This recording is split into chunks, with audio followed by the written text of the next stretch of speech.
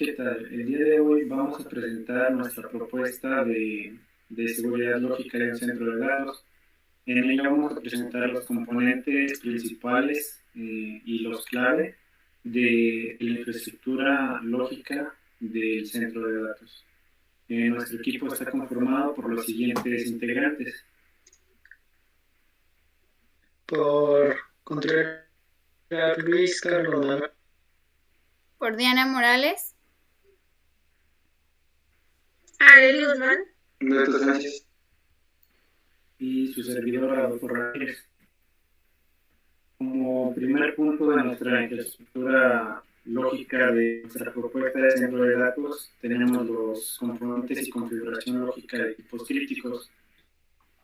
Primeramente, nuestra propuesta inicia con una segmentación de red dedicada y exclusiva para que es implementada en los centros de datos, la cual consiste en tres principales capas dentro de la red del mismo centro de datos. Como se puede observar en la imagen, el modelado de la infraestructura de red lógica está compuesta por la primera, que es la capa de núcleo, la cual está destinada a los routers principales del centro de datos, en los cuales vamos a implementar dichas configuraciones que más adelante se van a explicar. En esta capa tenemos el uso del Device Context, la cual es una tecnología que ofrece Cisco y con la cual dicha arquitectura también es propuesta por la empresa Cisco, la cual tiene la capacidad, el Device Context, de dividir los recursos físicos de los equipos de la capa de red, que vienen siendo los routers. Nosotros buscamos implementar esta tecnología ya que dentro de los centros de datos y de las organizaciones como tal, el uso de la virtualización se va incrementando cada vez más. Como segunda capa tenemos la capa de agregación, la cual se establece entre la capa de acceso y la de núcleo. En esta, pues su principal función va a ser poder implementar expansiones físicas al centro de datos, al igual que tener la capacidad al utilizar la tecnología de Device Context, dividirla lógicamente. En cuanto a la capa de acceso, va a estar destinada a los switches que van a permitir el acceso a todos los servidores que va a contener nuestro centro de datos. Estas tres capas están guiadas a lo que viene siendo las especificaciones de ANSI A942, las cuales, si bien no establecen parámetros de infraestructura lógica, aluden a cuatro puntos principales, los cuales son hacer uso de una infraestructura con tipología en estrella, contemplar niveles de redundancia, contemplar la expansión futura, así como garantizar una alta disponibilidad. Y con esta propuesta de esta arquitectura de red, cumplen esos cuatro puntos que establecen implícitamente la norma 942. En la primera capa del núcleo, lo que nosotros proponemos es implementar ciertas configuraciones dentro de los routers, en donde la primera es el implementar un protocolo llamado VRRP, Virtual Router Redundancy Protocol, el cual va a permitir hacer establecer que los routers, ya sea que tengamos ciertos números de redundancias para trabajar en conjunto y así poder garantizar una salida a internet viable y que siempre esté disponible. El VRRP nos va a permitir formar un router virtual dentro de lo que son los dispositivos físicos para tener una alta disponibilidad de la red. También como ya lo había mencionado anteriormente, se busca implementar el VDC, el Router el Virtual Device Context, la cual nos va a permitir hacer dichas virtualizaciones y mejorar la división de los segmentos de red para dedicarlos específicamente a un solo fin. En cuanto a la seguridad de los puertos, se contemplan las medidas básicas de seguridad para, para tener desactivados los puertos que no necesitamos y así tener un manejo de dispositivos de la capa de núcleos seguros. De la misma manera, se busca implementar usuarios seguros y contraseñas alfanuméricas, esto como parte de las políticas de seguridad que se detallarán más adelante, más a profundidad, pero se busca definir contraseñas y usuarios que estén compuestos con ciertos requerimientos, como bien puede ser las contraseñas alfanuméricas, para reforzar la seguridad de los routers. Y finalmente el SSH está destinado en nuestro centro de datos para establecer toda la administración y gestión de los dispositivos. En todos estos se busca que sean configurados mediante este protocolo, ya que establece una conexión de cifrado y estableciendo así una medida de seguridad lógica extra.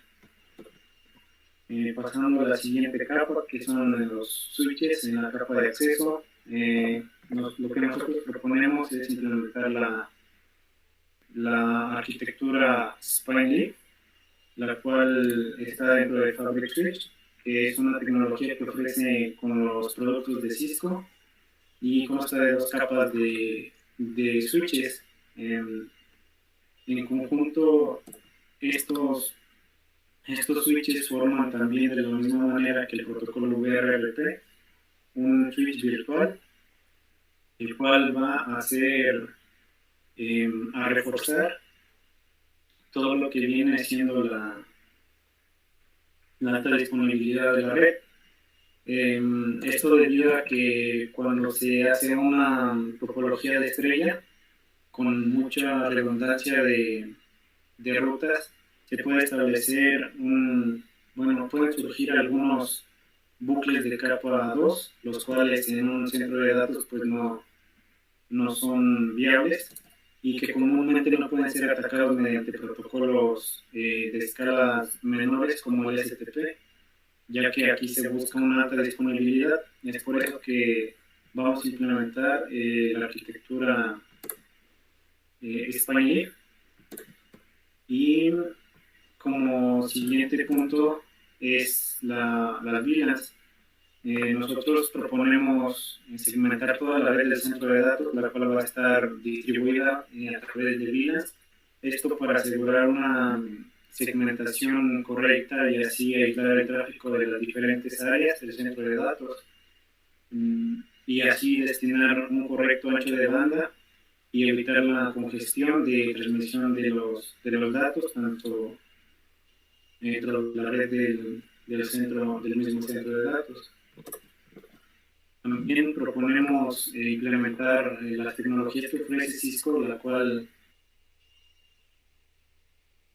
les hace posibles combinar las redes LAN de área local y las SAN, las redes de almacenamiento. Esto con la finalidad de que estas dos redes del centro de datos estén conectadas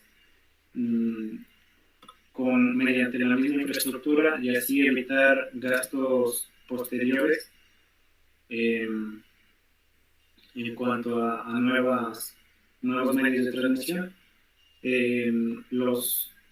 La red SAN va a estar conectada directamente a nuestra red LAN, que es en la de los switches, y así los servidores solamente tendrán una conexión hacia la red LAN y ya tendrán acceso directamente a la red implícitamente.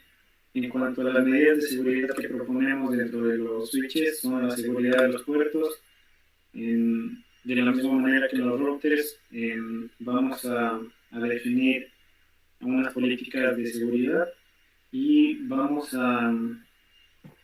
proponemos que todos los puertos que no estén en uso sean deshabilitados y asignados a una VLAN sin uso para que si alguien logra entrar, pues no logre hacer algún daño a la organización. De la misma manera, los puertos deben estar configurados siempre con la seguridad establecida por los comandos de seguridad de los puertos y con una correcta designación del modo de los puertos, es decir, asignar siempre que estén en modo access o en modo trunk, esto para evitar algún inconveniente en cuanto a ataques lógicos. De la misma manera, se busca implementar el SSH como protocolo de configuración remota, la cual ya definimos anteriormente.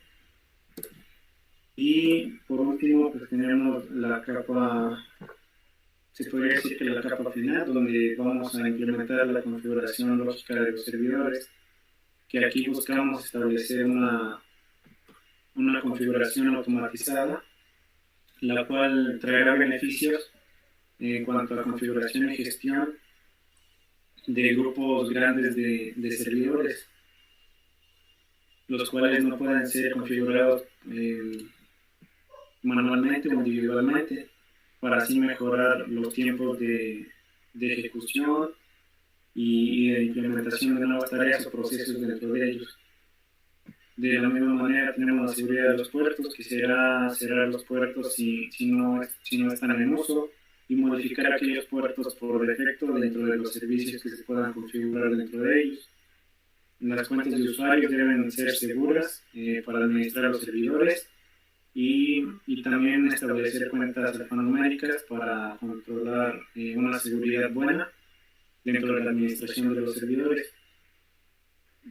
También proponemos implementar un control de la configuración, la cual va a servir para gestionar el control de las versiones de la configuración de los servidores y así poder identificar de mejor manera lo que son los fallos y posibles amenazas de los servidores y su configuración, así como poder regresarlos a un estado anterior si ocurre alguna falla.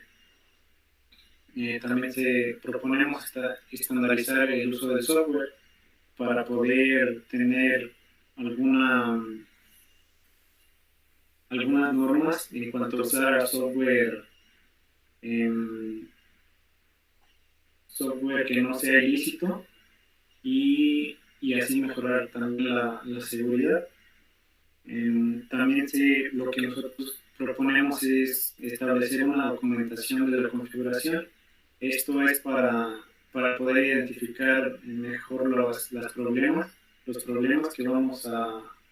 que son posibles de que surjan, y de la misma manera implementar el protocolo SSH para la administración, ya que es un protocolo seguro.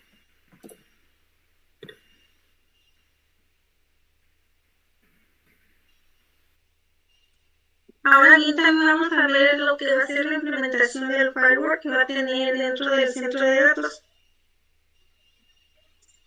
Ya que la seguridad es uno de los elementos más importantes de un centro de datos, para esto se va utilizando un firewall que ofrece Fortinet. El modelo del firewall que se decidió implementar es el FortiGate 4400F. Este software cuenta con un alto rendimiento, escalabilidad y seguridad. Está equipado con el último procesador de séptima generación o NP7 que ofrece Fortinet para proporcionar una mayor aceleración del hardware, por lo que es un firewall con suficiente velocidad para asegurar centros de datos a hiperescala y redes de 5G. FortiGate 4400F ofrece los principios de Security Driven Networking para permitir redes distribuidas ultraescalables y seguras. También ofrece un buen precio y rendimiento en un tamaño compacto para reducir costos adicionales asociados con menores requisitos de espacio en los bastidores, de energía y de refrigeración. Estos dispositivos se concentran en el núcleo y la agregación de la red, seguidamente de los servidores que serán enrutados a través del firewall y de vuelta a la zona desmilitarizada. ¿Le puedes dar siguiente, por favor?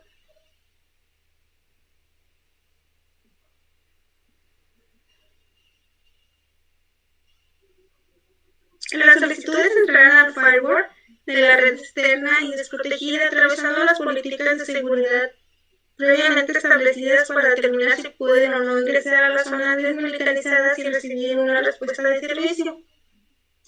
Como ya se mencionó, pues el firewall se concentrará en la capa de núcleo y agregación de red, por lo que analizando la situación del centro de datos se designó que la cantidad de firewall que serán utilizados para este propósito son 3, que serán ubicados estratégicamente para proteger los datos que atraviesan la red del centro de datos, que se han identificado 3 locaciones dentro de la red del data center a las que se brindará protección. Las zonas son las de acceso, núcleo de datos, salida y entrada a internet o agregación, que pues conforman la zona desmilitarizada.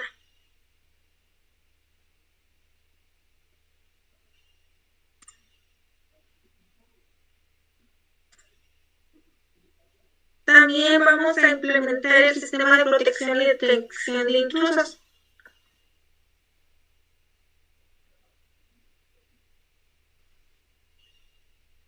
Tanto el IDS, que en sus siglas en inglés son el sistema de detección de sistemas, y el IPS, que es el sistema de detección de intrusos, conforman a un equipo que aumenta la seguridad de las redes, vigilando el tráfico, examinando y analizando los paquetes en busca de datos sospechosos. Ambos sistemas tienen detecciones de principalmente en firmas o asignaturas ya detectadas y reconocidas. Es en lo que se basan ambos sistemas. El sistema de prevención de intrusiones de Cisco, o abreviado NGPIS, tiene una visibilidad de red de energía, inteligencia de seguridad, y automatización, protección avanzada contra amenazas, por lo que se decidió que este es un equipo de estos que ofrece Cisco, que son los que se van a utilizar. El centro de datos implementará el uso de un IPS IDS que ofrece Cisco. El modelo que se eligió para ser utilizado es el Firepower de la serie 9000, el cual tiene algunas de las siguientes características: que está diseñado para implementaciones de proveedores de servicios y centros de datos, proporciona la inspección de amenazas de hasta 9 GB por segundo, incluye visibilidad y control de aplicaciones o ABC con opciones de AMP y URL. Además, también ofrece opciones de continuidad en caso de fallas posibles. Este modelo ofrece la implementación de reglas IPS centradas en la vulnerabilidad e inteligencia de seguridad integrada basada en IP, URL y DNS, que será este modelo que será implementado en el centro de datos. Siguiente, por favor. Bueno, a continuación abordaremos lo que son las políticas de seguridad. ¿Puedes dar siguiente, por favor? Entre estas se encuentra lo que son las políticas de autenticación. Abordaremos lo que son el control de acceso interno y el control de acceso externo. Para el control de acceso interno utilizaremos lo que son las palabras clave o passwords. Con estas se pretende que, pues asociarlas a distintos recursos como lo es nombres de usuario, protección de datos, aplicaciones que sean de uso restringido, y también se implementarán en lo que son todos los equipos a utilizar. Esto pues más que nada con la intención de que todos los equipos o acciones a realizar sean administradas todo el tiempo para evitar movimientos que puedan perjudicar a lo que es la organización. También utilizaremos encriptación para que únicamente personal autorizado pueda acceder a ciertos recursos del centro de datos. De esta mencionaremos un poquito más adelante detalladamente el tipo de criptografía que vamos a utilizar. También utilizaremos lo que son las listas de control de acceso. En estas se hará un registro de usuarios por orden de jerarquía, a quienes se les proporcionará autorización para usar algún recurso de sistema.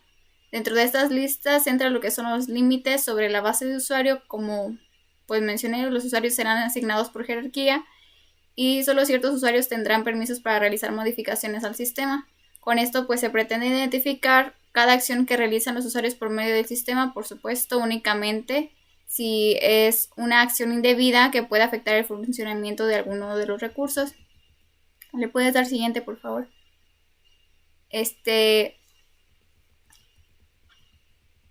Para lo que es el control de acceso externo, utilizaremos lo que son dispositivos de control de puertos. Estos nos permitirán, autorizar lo que es el acceso a un puerto determinado, esto con la intención de evitar ataques de gente externa a la organización por medio de dispositivos. También utilizaremos lo que es la autenticación basada en el host. Esta permitirá el acceso según la identificación del host en el que se origina el requerimiento de acceso. Esta opción la tomamos en cuenta con la intención de que nos brinde alerta para posibles intrusos y como control de usuarios que ya están asignados en las listas de acceso. ¿Le puedes dar siguiente, por favor? La criptografía, como ya mencionamos antes, se refiere a lo que es la ciencia y el arte de escribir para que sea indescifrable el contenido del texto original para el que no posea alguna clave. En este caso nosotros utilizaremos lo que es el cifrado asimétrico, ya que estos algoritmos se basan en dos pares de claves, de dos claves conocidas como públicas y privadas. Elegimos este tipo de cifrado ya que ha demostrado su seguridad en comunicaciones inseguras como lo es Internet. Utiliza una pareja de claves, una para el cifrado y otra para el descifrado. En muchos de los casos estas claves son intercambiables y la condición es que el conocimiento de la clave pública no permita calcular la clave privada. ¿Le puedes dar siguiente? También, vamos a prever, como lo mencioné antes, lo que es la jerarquización. Vamos a asignar roles para que el centro de datos lleve un buen manejo de la información y se lleve la manipulación de datos o el uso indebido de algún recurso. Se asignarán roles a los principales encargados de las distintas áreas. Esto más que nada con la intención de que el rol que se les asigne sea únicamente el que ejerzan dentro de la organización, evitando malentendidos, contratiempos o alguna anomalía que pueda perjudicar a algún encargado de otra área. Se pretende que con esto se logre un buen ambiente de trabajo y un correcto funcionamiento de todas las áreas a desempeñar por seguridad de la información que vamos a manejar. Lo que es un administrador del centro de datos, será el encargado de todo el personal que labora en el centro de datos. Será el único que podrá decidir el rol que desempeña cada miembro, así como va a ser el único encargado de otorgar permisos de peticiones por área. Será el primer nivel de jerarquía en nuestra asignación de roles. Un administrador de sistema, será el encargado de asignar en las listas de acceso usuarios y permisos a los miembros que serán asignados únicamente por el administrador del centro de datos. Esto para que se pueda tener control de las acciones a realizar por cada miembro y sus respectivas áreas. Un administrador de recursos será el encargado de revisar cada recurso a ingresar en las diferentes áreas con la intención de adaptar lo que son las etiquetas de seguridad para llevar un control de todos los movimientos que se realicen dentro del centro de datos. Y se va a designar un líder por área. Estos serán encargados, como ya se mencionó, de una área que les sea asignada. Les denominamos líder, ya que estos serán de apoyo para todo el personal que con ellos labore y sobre todo que serán los encargados de que el área en el que laboren lleven un control eficaz de cada acción que se realiza por parte de los miembros.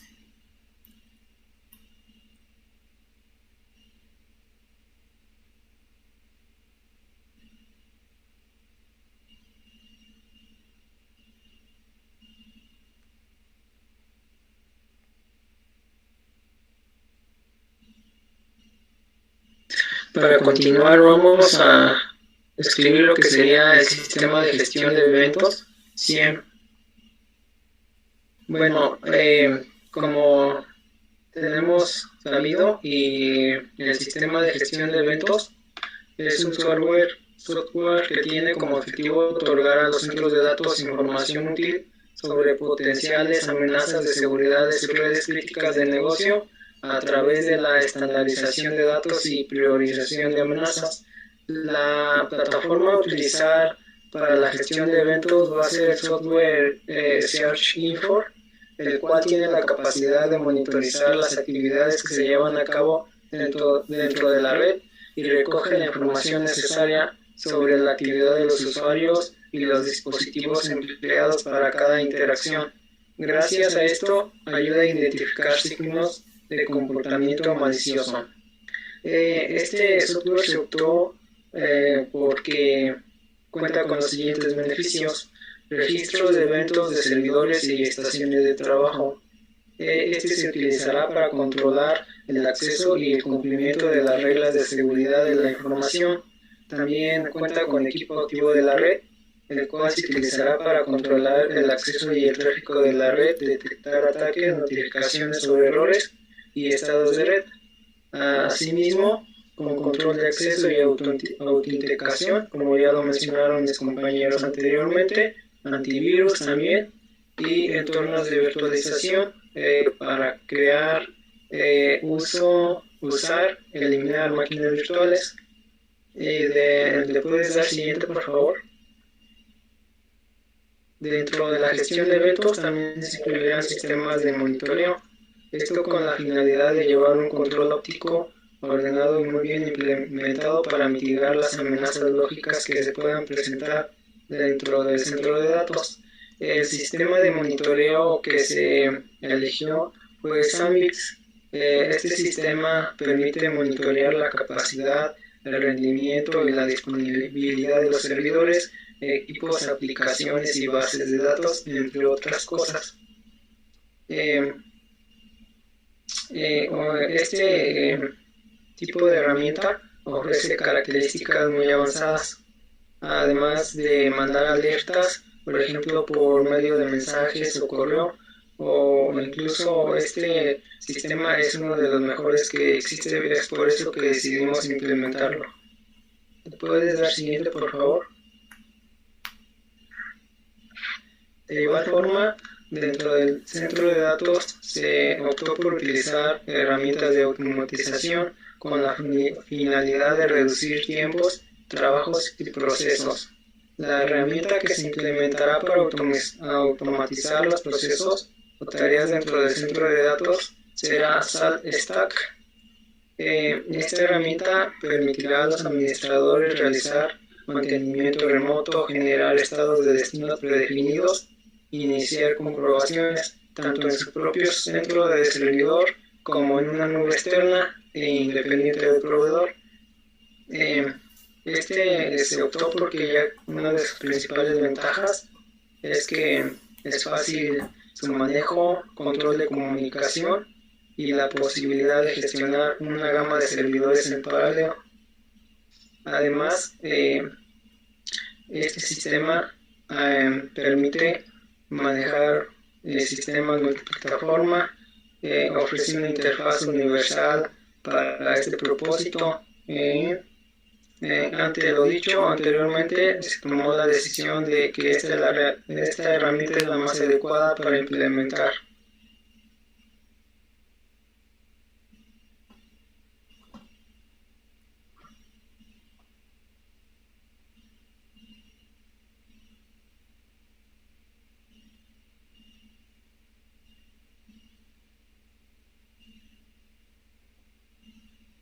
Ahora vamos a hablar del plan de prevención contra la pérdida de datos, PNP. Bien, prevención de pérdida de datos es una práctica que se utiliza para detectar y prevenir las violaciones de datos, las filtraciones o la destrucción no deseada de la información, ya sea por problemas que interfieran personas ajenas o incluso personas cercanas al centro de datos. La prevención de pérdida de datos se centra en prevenir la transferencia ilícita de datos fuera de los límites de la protección del centro de datos, Es lo que queremos decir con esto, pues que las personas que almacenan, los clientes que almacenan información en todo el centro de datos, lo que esperan es que su información esté segura. Por lo tanto, entonces, se requiere de tener un plan que nos ayude a prevenir que esta información pase a personas ajenas que no tienen nada que ver con ella, que puedan hacer mal uso de la información. Para cumplir con los estándares y las regulaciones de un centro de datos, es muy importante, nuestras normas, la TEA 942 y algunas otras normas sugieren que la protección de la información hacen mucho énfasis en que la información debe estar segura, resguardada y que no debe de ser modificada o por ningún motivo. Sí, bien.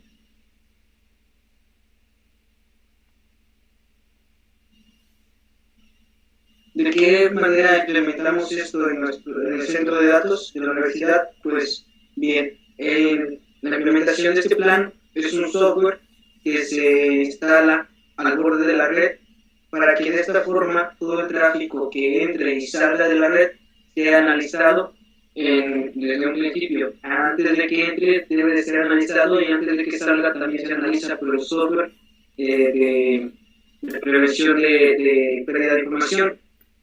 Además, la protección se realiza también en terminales que bloquean los intentos de comunicación en tiempo real. ¿Qué se logra con esto?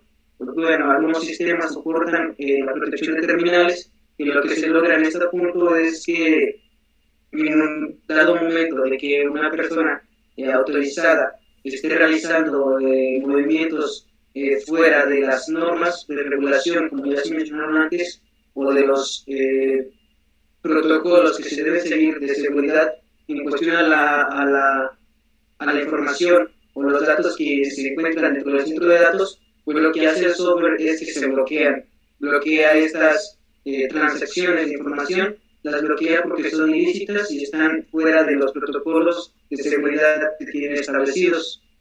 Además, este sistema o este software protege los datos que están en reposo y los que se encuentran en uso. ¿Qué se garantiza con esto? Pues muchos sistemas, como lo podrían ser los firewalls o algunos otros sistemas de implementación que ya hemos mencionado anteriormente, pues únicamente protegen la información que se encuentra en uso. En este caso, lo que se logra con esto es que vamos a proteger los datos que se encuentran tanto en reposo como en uso. Por lo tanto, hay más protección para la información que se almacena en los centros de datos. Otra de las formas de que se va a implementar esto, pues es conjuntarlo con algunas de las tecnologías o de las soluciones que ya se han mencionado antes, como lo son los IPS y como lo es el SIEM. Esto para la detección de fugas de información y para conjuntarlas, tres herramientas que nos hagan mejores análisis, que nos garanticen una mejor información y que evite que la información salga del centro de datos cuando no se debe. Bien, por favor. ¿Qué es lo que se logra con la implementación de un plan para la prevención de la pérdida de datos? Pues bien, con esto se logra la protección de la información, hablamos de integridad lógica de los datos, integridad de los usuarios, que es por eso que la almacenan en los centros de datos para resguardarla ahí. Por lo tanto, la información debe de ser íntegra. Entonces, con este plan de protección, pues se protege que la información, la integridad de la información no sea comprometida. Además, se garantiza el cumplimiento de las regulaciones y las normas nacionales o internacionales que nos solicitan a los centros de datos, que la seguridad de la información sea siempre real, siempre en tiempo real, de que no deban de existir algunas anomalías o que no deban de existir intrusiones en esta información. Entonces las normas lo que quieren, las regulaciones y las normas lo que quieren es que la información pues se encuentre segura y que los centros de datos o los administradores de los centros de datos garanticen esto. con este plan pues garantizamos el cumplimiento de la regulación y las normas que nos lo exigen. Además, también se garantiza la protección de la propiedad intelectual, lo mismo que mencionaba anteriormente. La información no puede ser modificada por ningún motivo. Entonces, con eso se garantiza que la información, así como entra al centro de datos, pues así debe de salir. No de ninguna forma, no debe ser alterada o modificada. Además, se asegura la disponibilidad continua, que esto es muy importante para el centro de datos porque lo que se pretende es generar un centro de datos que sea continuo, que siempre se encuentre activo. Entonces, con esto se evita problemas como robos de información que provoquen o que hagan que el centro de datos se vea detenido en determinado momento sus actividades por resolver problemas como de fuga de información o de robo de datos. Además, también este plan se protege los datos remotos. Datos remotos, pues ahorita en la actualidad, los centros de datos lo que trabajan es la virtualización de software y virtualización de todo. Entonces, ¿qué es lo que se protege? Pues los datos remotos, los datos virtualizados que se encuentran almacenados en las nubes de los centros de datos o en otros centros de datos que, como se va a mencionar un poco más adelante, pues ya se tienen almacenados en otros centros de datos o en almacenamiento en la nube, que tienen los datos. Por lo tanto, pues se garantiza también esta protección. Protegemos los datos que tenemos almacenados en otros sitios. El plan que hemos seleccionado para implementar en este centro de datos es el endpoint protector de POSOSIS. Este sistema, pues software, se ha elegido por estos puntos clave. Uno, la escaneada de información de datos en uso y reposo, que era lo que mencionaba antes. Ya no solamente escanean los datos que se encuentran en uso o en movimiento, sino que escanea también los datos que se encuentran en reposo. De esta forma, pues se amplía la protección a la información. Además, el control de dispositivos. Con este software se tiene un control amplio de todos los dispositivos del sistema operativo que tenga en el centro de datos. Todos van a estar protegidos, tanto dispositivos de software como dispositivos de almacenamiento, ya sean extraíbles o no. También otro punto que se ha considerado es que este software nos permite cumplir con las normas y las regulaciones que exigen la mayoría de reguladores o de organizaciones que regulan la protección de la información. Entonces, este software está muy apegado a las normas y con esto no hay problema en cumplir con las normas de protección o de integridad de la información que están establecidas. Además, también se ha elegido porque este software es uno de los pocos y únicos que pueden ser implementados en entornos de virtualización y servicios en la nube, lo que mencionaba antes, de que protege también, protege tanto sistemas de información lógica física como información lógica que se encuentra almacenada en servicios virtualizados o en la nube. Bien. Bien, ahora vamos a hablar de otro punto que también es muy importante y que lo hemos considerado, que es el plan para la protección ante desastres. Este plan es un plan integral de recuperación para el centro de datos que nos puede ayudar a mitigar los riesgos y las amenazas potenciales y además nos ayuda para prepararnos para posibles desastres, ya sea de carácter natural o otro tipo de desastres, y con esto se minimiza el impacto que pueda tener determinado desastre y se garantiza la productividad del centro de datos. Es importante mencionar que un centro de datos que es resiliente a los desastres va a pasar más tiempo activo y esto, por lo tanto, no va a afectar a las actividades y a la producción de las organizaciones o de los clientes que tengan la confianza en el centro de datos de la universidad. Bien. siguiente tabla listamos un poco de los desastres posibles a solventar. En este caso, los únicos desastres que se están considerando son desastres de tipo lógicos. En esta tabla se mencionan también algunos desastres físicos que también, de cierto modo, tienen que ver con la protección lógica del centro de datos, pero vamos a hacer un poco más de énfasis en los errores que pueden ocasionar problemas más en el sector lógico, como lo es los errores de software, los errores de red, que también son un problema, la pérdida de datos, que ya se mencionó antes, ya existe un plan para la protección de los datos, los virus informáticos que también se están ya resguardando o protegiendo con algunos de los sistemas que se mencionaron anteriormente, como lo son firewalls, como lo son el plan para protección de los datos, que también analiza amenazas de virus informáticos y todo esto. Además también otro posible desastre se consideran los hackers. Hay personas mencionadas que pues, requieren acceso a la parte lógica de nuestros centros de datos y por lo tanto se debe de tener un especial cuidado con esto.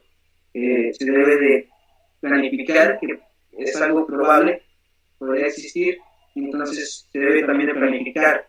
Lo mismo sucede con los cortes de internet, que podrían también ocasionar problemas o pérdida de productividad en el centro de datos, los errores de procesos de prueba y actualización de software, ya sea de otro sistema.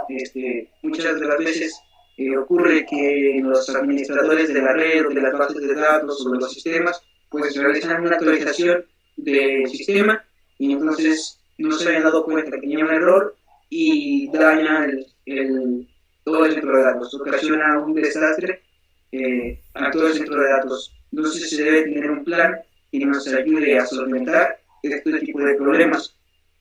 También vienen los cortes eléctricos, que también podría ocasionar la pérdida de datos y, por supuesto, que disminuiría el rendimiento y la producción del centro de datos. Y estos más que nada son todos los problemas que se han identificado o todos los desastres que se han identificado que podrían ocasionar más daño a nuestra parte lógica del centro de datos. Los demás también, como ya lo mencioné, van ligados y pueden también ocasionar complicaciones o pueden ser malos para el centro de datos, pero en este caso pues solo se ha hecho un poco más de énfasis en los que dañan más el aspecto lógico. Siguiente. Para diseñar el plan de protección contra desastres, se debe de tomar algunas características en cuenta. Un plan de protección para desastres debe ser complejo. Obviamente va a ser complejo. ¿Por qué? Porque se debe de garantizar que la información o el centro de datos se encuentre disponible incluso después de cualquier tipo de desastres. Por lo tanto, nosotros hemos considerado las siguientes características. Uno es la inmovilización de aplicaciones y datos más críticos, es decir, la información que más le interesa al centro de datos y la información que más le interesa a los clientes que tienen almacenados sus datos en nuestros servidores. Entonces, debe de quedar esa información inmovilizada. La virtualización de aplicaciones y sistemas críticos. ¿Qué se logra con esto? Como ya lo mencioné antes, los centros de datos actualmente están trabajando mucho con virtualización porque se optimizan sus procesos, las cargas de trabajo se regulan, se reducen y esto genera pues, más tiempo de productividad para los centros de datos. Entonces, esta es una de las características más importantes. Incluso al tener un sistema virtualizado, pues es más fácil regresarlo en caso de que llegara a ocurrir un desastre. Es más fácil de recuperar un sistema virtualizado que uno que no sea virtualizado. Otra de las características es el establecimiento de puntos de recuperación rápidos y precisos. De nada debería tener puntos de recuperación que no sean precisos, porque la información se requiere precisa, se requiere que sea reciente. Entonces, con esto, al establecer puntos de recuperación precisos, se mantiene que los datos se encuentren casi actualizados en cuestión de desastre, pues los datos deberían de estar lo más actualizados posible. Otra de las características que se ha considerado es la creación de copias de seguridad de datos activos y pasivos. Lo que se mencionaba antes, hay sitios o lugares donde se realiza solo la copia de datos que se encuentran activos. Sin embargo, pues esto no debe ser así porque en determinado momento se va a solicitar la información que ya no se encuentra en uso, por una u otra razón. Entonces se debe también de tener un almacén de los datos que se encuentran de forma pasiva, porque podría llegar a utilizarse. Entonces también hay que crear una copia de seguridad, lo mismo, rápida y precisa, de estos dos tipos de datos. La última característica es la automatización lógica de los procesos. ¿Qué se logra con esto? Pues, en caso de desastre, al automatizar los procesos en el centro de datos, lo que se va a lograr va a ser una implementación más rápida de las medidas que se tienen para restablecer el servicio del centro de datos y que de esta forma no se pierda tanto tiempo en volver a restablecerlo. En estas características, vuelvo a hacer mención, solo se hace mención a las características lógicas del centro de datos. Siguiente.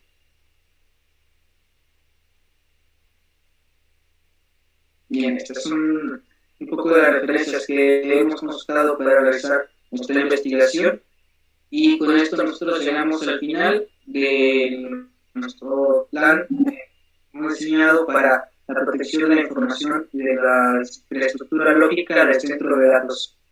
Nuestra parte sería todo. Gracias.